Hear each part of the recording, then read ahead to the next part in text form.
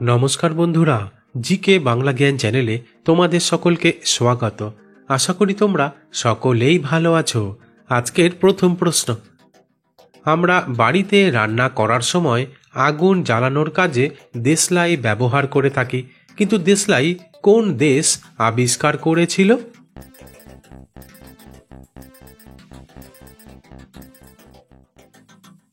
উত্তরটি হলো দেশলাই আবিষ্কার করেছিল ইংল্যান্ড দেশ এবং তা আবিষ্কার করেছিল ইংরেজ বিজ্ঞানী রবার্ট বয়েল।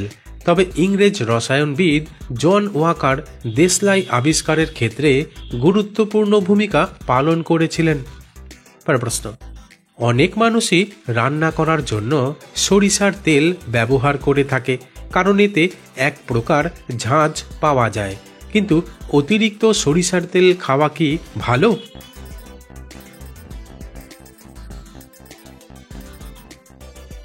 উত্তরটি হলো, আসলে অতিরিক্ত পরিমাণে সরিষার তেল খাওয়া ক্ষতিকর হতে পারে, কারণ সরিষার তেলে প্রচুর পরিমাণে ফ্যাট থাকে, যা শরীরে চর্বি জমতে সহায়তা করে। এছাড়া সরিষার তেলে থাকা অ্যাডিউসিক অ্যাসিড নামক উপাদান হার্টের জন্য ক্ষতিকর। এমনকি এই অ্যাডিউসিক অ্যাসিড শরীরে ইউরিক অ্যাসিডের মাত্রা বাড়াতেও সহায়তা করতে পারে, ফলে গাউট হতে পারে এবং কিডনিতে পাথরের মতো সমস্যা দেখা দিতে পারে। তাই সরিষার তেল পরিমিত পরিমাণে খাওয়া ভালো। প্রশ্ন, ঠান্ডার সময় আরাম পাওয়ার জন্য অনেকেই একাধিকবার চা খেয়ে থাকে, কিন্তু শীতের সময় বারবার চা খাওয়া কি ভালো? বন্ধুরা, প্রশ্নগুলি ভালো লেগে থাকলে লাইক করে দিও।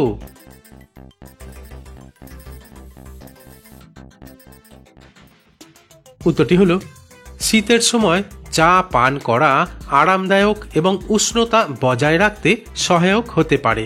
তবে দিনে বারবার অতিরিক্ত চা পান করা স্বাস্থ্যগত সমস্যা সৃষ্টি করতে পারে, কারণ বারবার চা খাওয়া অ্যাসিডিটি বা বুক জ্বালা পোড়ার কারণ হতে পারে।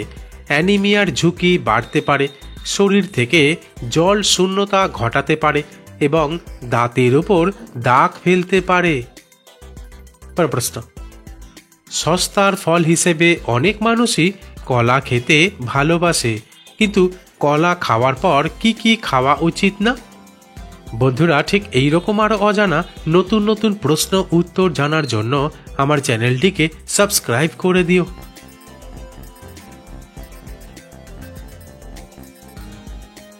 উত্তরটি হলো, কলাতে প্রায় 75% জল থাকে, তাই কলা খেয়ে সাথে সাথে জল খেলে পেটে গ্যাস, পেট ফাঁপা বা অ্যাসিডিটি হওয়ার সমস্যা হতে পারে। তাছাড়া কলা খাওয়ার পর টক জাতীয় ফল, বিশেষ করে লেবু, আমড়া, আনারস খাওয়া উচিত না, কারণ এর ফলে পেটে ব্যথা, পেটে গ্যাস হতে পারে। তবে কলা যেমন প্রোটিন সমৃদ্ধ খাবার, ঠিক তেমনি মাংস প্রোটিন সমৃদ্ধ খাবার। তাই কলা খাওয়ার পরে মাংস খাওয়াও উচিত না, কারণ এতে হজম সংক্রান্ত সমস্যা দেখা দিতে পারে। প্রশ্ন, মেয়েরা নিজেদের সুন্দর করে তোলার জন্য ঠোঁটে লিপস্টিক লাগায়, কিন্তু অতিরিক্ত লিপস্টিকের ব্যবহার কোন রোগের ঝুঁকি বাড়ায়?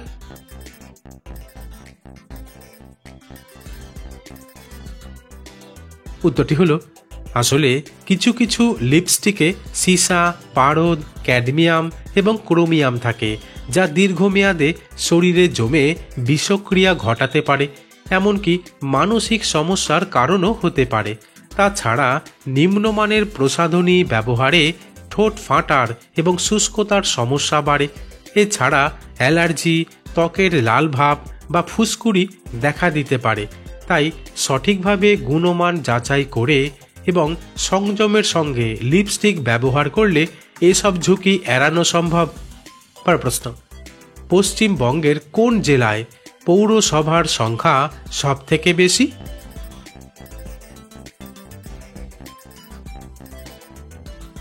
উত্তরটি হলো, পশ্চিমবঙ্গের উত্তর 24 পরগনা জেলা হলো সেই জেলা যেখানে সবচেয়ে বেশি পৌরসভা রয়েছে, কারণ এই জেলায় মোট 25টি পৌরসভা রয়েছে। তাই উত্তর 24 পরগনা জেলা জনসংখ্যার দিক থেকে পশ্চিমবঙ্গের অন্যতম ঘন বসতিপূর্ণ জেলা।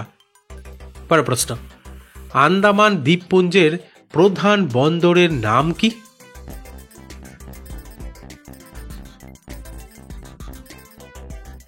উত্তরটি হল আন্দামান ও নিকোবর দ্বীপপুঞ্জের প্রধান বন্দরের নাম হল পোর্ট ব্লেয়ার। তবে এই বন্দর মালবাহী জাহাজ এবং নৌবাহিনীর জন্য গুরুত্বপূর্ণ। এছাড়া এই দ্বীপপুঞ্জের মানুষের জীবনযাত্রার জন্য প্রয়োজনীয় জিনিসপত্রের সরবরাহ এই বন্দর থেকেই হয়। পরের প্রশ্ন, শীতকাল আসলে চিড়িয়াখানায় প্রচণ্ড ভিড় দেখতে পাওয়া যায়, কিন্তু ভারতের প্রাচীন চিড়িয়াখানা কোথায় অবস্থিত?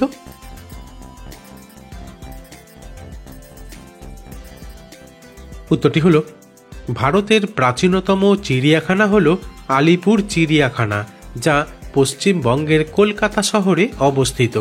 আর এটি ভারতের প্রথম চিড়িয়াখানা এবং অত্যন্ত ঐতিহাসিক ও জনপ্রিয়, যা প্রতিষ্ঠিত হয়েছিল 1876 সালে। তবে এই চিড়িয়াখানা উদ্বোধন করেছিলেন তৎকালীন British governor general Lord Liton. প্রশ্ন, কিছু কিছু মানুষের দাঁতের মাড়ি থেকে রক্ত পড়ে কেন?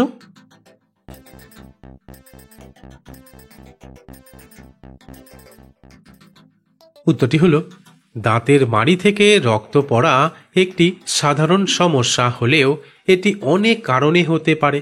কারণ দাঁতের চারপাশে প্ল্যাক বা ব্যাকটেরিয়া জমে গেলে দাঁতের মাড়ি থেকে রক্ত বের হতে পারে।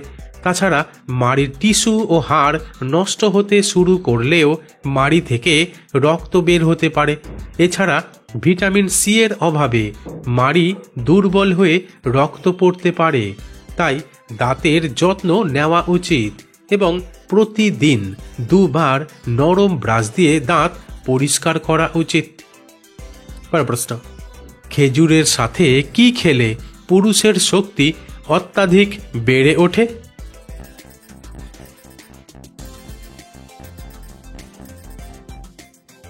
উত্তরটি হল খেজুরের সাথে কাজু ও কিশমিশ মিশিয়ে মধু যোগ করে খেলে। প্রশ্ন, প্রতিদিন কি খাওয়া শুরু করলে রোগা মানুষও মোটা হতে শুরু করবে?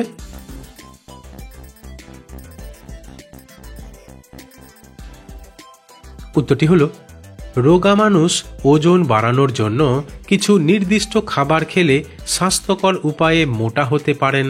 তবে লক্ষ্য রাখতে হবে যে ওজন বৃদ্ধি যেন শুধুমাত্র চর্বি দিয়ে না হয়, বরং পেশি বৃদ্ধির মাধ্যমে সুষম হয়। তাই বিশেষজ্ঞরা বলছেন কাজু বাদাম, চীনা বাদাম, পিনাট বাটার, পনির, দই, মাখন, ডিম, মুরগির মাংস, আলু, মিষ্টি আলু, খেজুর, কিশমিশ, আখরোট, কলা, দুধ এই সমস্ত খাবার নিয়মিত খাওয়ার অভ্যাস করতে হবে।